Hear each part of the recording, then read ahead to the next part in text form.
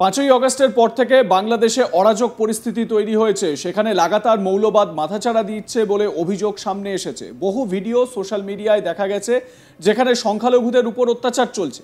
জোর করে ধর্ম পরিবর্তন বা হিন্দুদের জানে শেষ করার মতো ঘটনা তো আমবাত। একই সঙ্গে জেল থেকে গত 7 মাসে একের পর এক জিহাদিদের মুক্ত করে চলেছে অন্তর্বর্তী সরকার। এই পরিস্থিতিতে দিল্লির মাটিতে বসে বাংলাদেশকে জঙ্গি ঘোষণা করলো আমেরিকা। এখন প্রশ্ন হলো, তাহলে কি এবার শান্তি সেনা ঢুকছে? কেন এই কথা বললাম সেটা বিস্তারিত জানাবো। নিষিদ্ধ জঙ্গি সংগঠন হিজবুত তাহরির ঢাকা বিশ্ববিদ্যালয়ে আইএসের পতাকা নিয়ে মিছিল করে, বাইকে করে তারা মিছিল করে। প্রথমে ভিডিওটা দেখাই আপনাদের, দেখুন।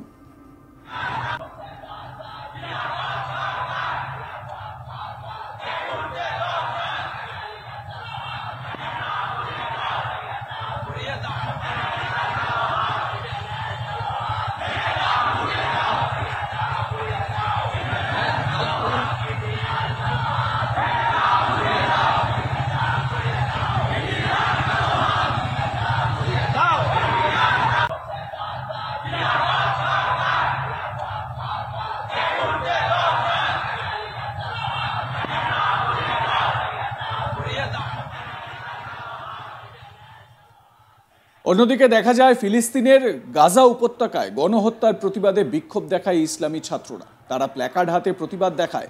প্ল্যাকার্ডে লেখা ফিলিস্তিনে গণহত্যা ও ভারতের নাগপুরে মুসলিমদের নিপীড়নের প্রতিবাদ। 19শে মার্চ বুধবার সন্ধ্যায় জাতীয় প্রেস ক্লাবের সামনে বিক্ষোভ দেখায় তারা। মিছিলে তারা ফিলিস্তিনের স্বাধীনতা চাই, নেতানিয়াহুকে বিচার চাই, ইসরায়েলের বিরুদ্ধে রুখে দাঁড়াও, এমন বিভিন্ন স্লোগান ওঠে এই মিছিল থেকে। দেখুন এই ভিডিওটি। আমরা খুব কাছাকাছি চলে আসছি কেন্দ্রীয় শহীদ মিনারের। তো এই মুহূর্তে ইসলামী ছাত্র আন্দোলনের যে বিক্ষোভ মিছিল, এটি কেন্দ্রীয় শহীদ মিনারে যাবে।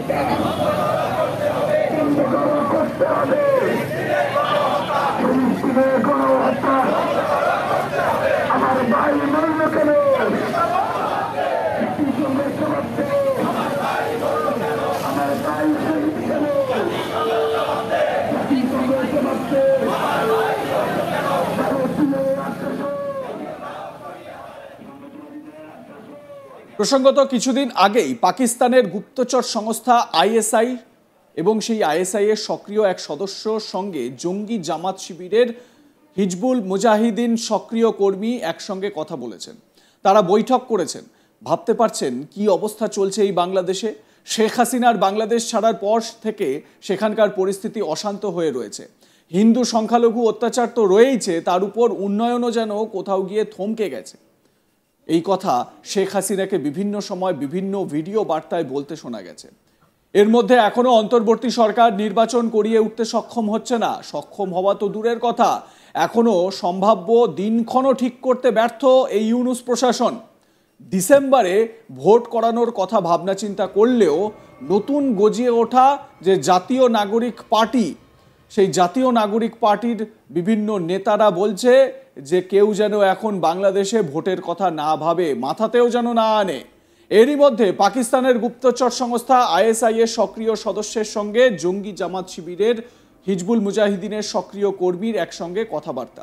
তারা বৈঠক করেছেন তথাকথিত সমন্বয়ক হাসনাত আবদুল্লাহর মৌলবাদী হেফাজত ইসলামের নেতা মৌলানা মামুনুল ইসলাম, বিএনপির কেন্দ্রীয় নেতা সালাউদ্দিন আহমেদ সহ জামাতের নেতারা গোপন মিটিং করছেন। এই ভিডিওতে পাকিস্তানের গুপ্তচর উর্দু ভাষায় কথা বলছেন। বৈঠকে বলা, মুসলিমরা যখন একজোট হয় তখন সবাই হেরে যায়। আপনারাও দেখুন বৈঠকের কথোপকথন।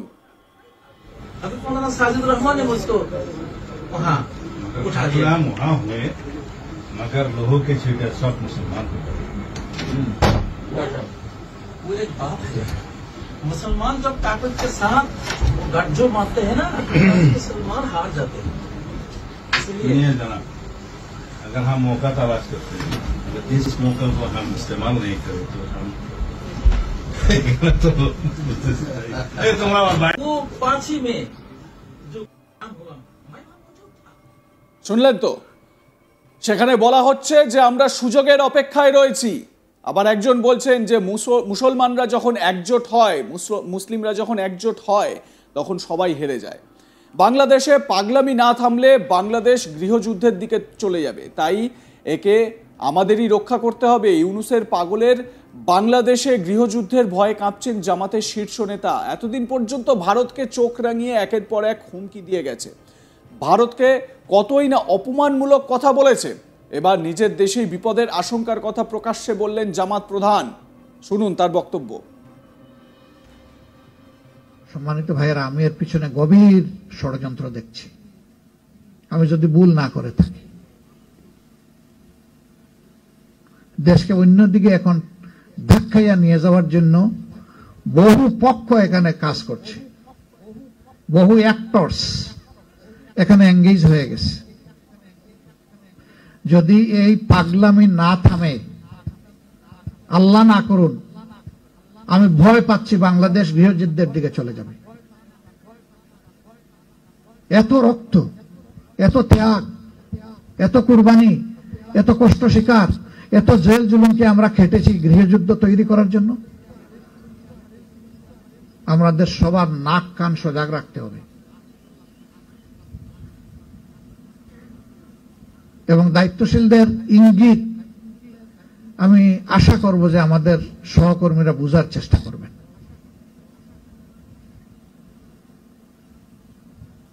আমি নিশ্চয়ই একটা অযোগ্য মানুষ, অদক্ষ মানুষ, আমার কোনো ওরকম জ্ঞানও নাই, আর ওরকম আমার কোনো অভিজ্ঞতাও নাই। কিন্তু আমি তো আমার দ্বারা চলি না, আমি তো বিশ্বাস করি যে আমার আল্লাহ আমাকে চালান। যদি আল্লাহ এই সংগঠনের কোন দায়িত্বশীলকে না চালান, আমি গভীরভাবে বিশ্বাস করি তিনি এক কদম সামনে পা ফেলতে পারবেন না। তবে হ্যাঁ, মানুষ হিসাবে আমার যে ত্রুটি, এর দায় সম্পূর্ণ আমার, এটা নিতে হবে।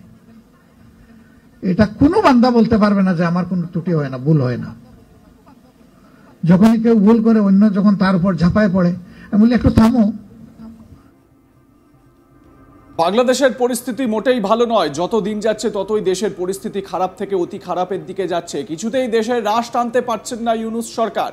শেখ হাসিনাকে দেশ ছাড়া করে ভেবেছিল এবার ভালোভাবে তার দেশে রাশ ধরবে এবং দেশ শাসন করবে, কিন্তু পরিস্থিতি যে একেবারেই হাতের বাইরে চলে যাবে তা হয়তো কল্পনাতেও ভাবতে পারেননি সে দেশের জনগণ। বাংলাদেশের ইতিহাস থেকে যেন মুজিবুর রহমানকে মুছে দেওয়ার একটা অদম্য চেষ্টা চলছে। এর আগে শেখ হাসিনার পতনের পর আমরা দেখেছিলাম কিভাবে তার মূর্তি ভাঙচুর হয়েছিল।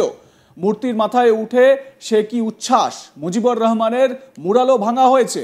এবার বঙ্গবন্ধু স্মৃতি জড়িত ধানমন্ডির বসত বাড়ি কয়েকদিন আগেই ৩২-এর সেই ধানমন্ডির বাড়িকে ভেঙে চুরমার করে দেওয়া হয়েছে।